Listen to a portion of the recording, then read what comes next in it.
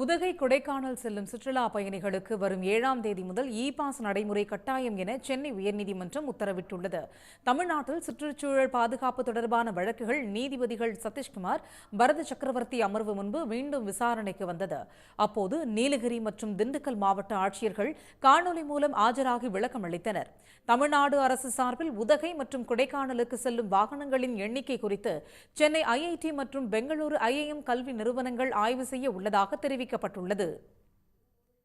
குறிப்பாக உதகைக்கு தினசரி 20,000 வாகனங்கள் செல்வதாகவும் கூறப்பட்டது.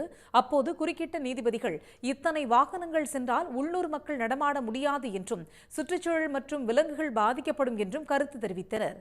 மேலும் IIT மற்றும் IIM ஆய்வு செய்து அறிக்கை அளிக்கும் வரை இடைக்கால நடவடிக்கை எடுக்கப்பட வேண்டும் என கூறிய நீதிபதிகள், கொரோனா காலத்தில் பின்பற்றப்பட்ட பாஸ் நடைமுறையை உதகை கொடைக்கானலில் வரும் 7ஆம் தேதி முதல் ஜூன் 30ஆம் தேதி வரை அமல்படுத்த வேண்டும் என நீலகிரி, திண்டுக்கல் மாவட்ட ஆட்சியர்களுக்கு உத்தரவிட்டனர்.